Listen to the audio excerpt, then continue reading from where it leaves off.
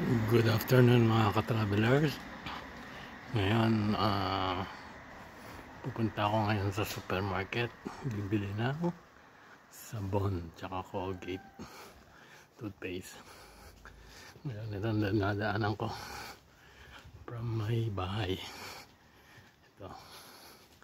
See, papunta ng bus station, bus stop, para sumakay ng bus papunta ng supermarket.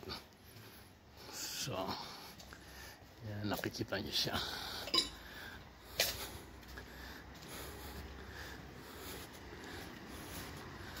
One way lang yung daan dito dahil masyadong maliit,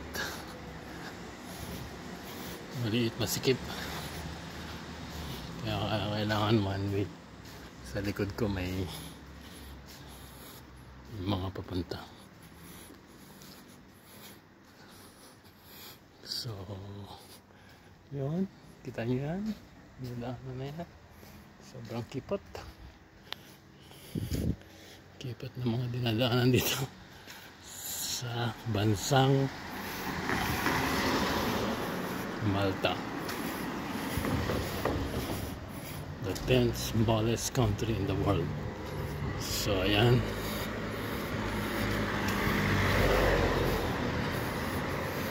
may lakad pa hanggang makarating sa bus stop. Medyo malayo pa. So pag tag-init, papawisan ka bago ka makarating sa bus stop. Basang-basa na yung damit mo.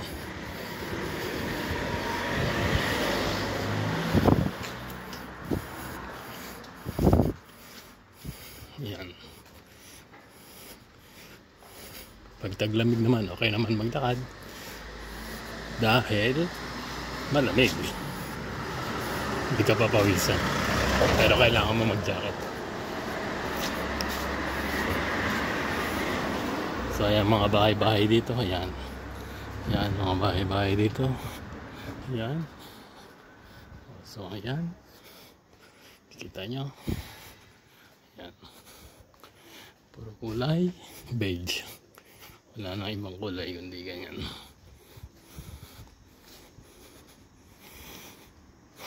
So, medyo malayo pa. Lakad pa rin.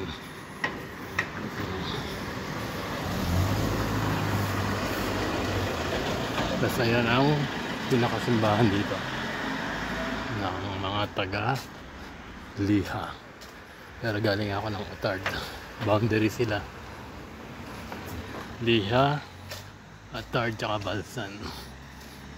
Tinatawag sila na Tree Village. Ayan na. So medyo malayo pa, pero makakarating din tayo.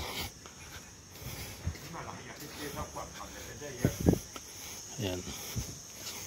Gusto mong bumili sa tindahan, yan, nag-iisang tindahan bago ka makarating.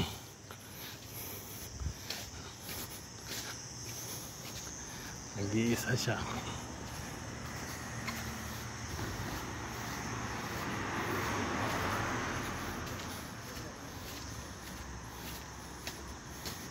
So, pawis na pawis ka na bago ka makabili sa tindahan from your bahay.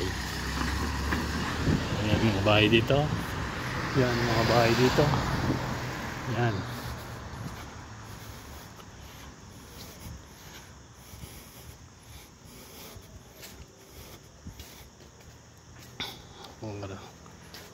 So, lakad pa. Malapit na yung bus stop papuntang supermarket.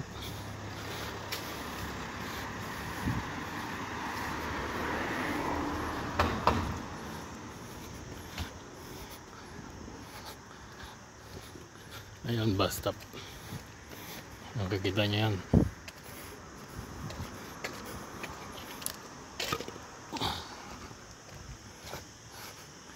Ito, bus stop papuntang Baleta.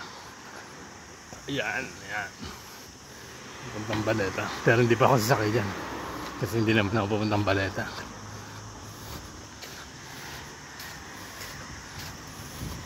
Ang tungo ko sa Pama, may lolo. Yan, diretso pa hanggang marating mo yung kalsada na yon. Nakikita mo sa dulo. Yan, mga ka-travelers,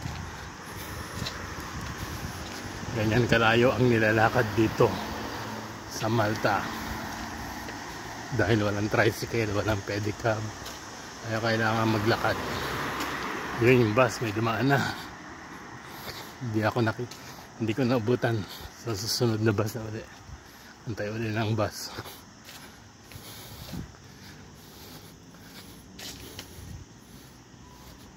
So ngayon tag-init, pawis na bago makarating. Pawis na yung likod mo, kaya kailangan lagi kami baong towel.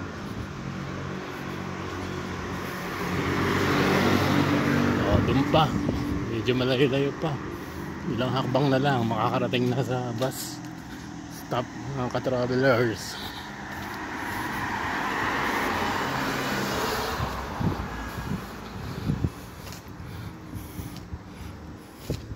Ayan yung tsura ng mga bahay dito sa Liha. Ayan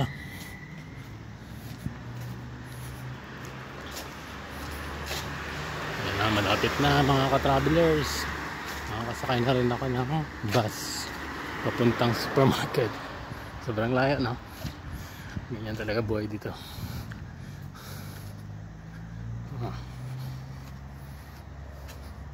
Papunta mo sa trabaho, pauwi mo sa trabaho, ganito kalayo lalakarin mo. Mamimili ka sa supermarket, kung wala kang kotse, ganito lalakarin mo para makarating sa bus stop. So ayan,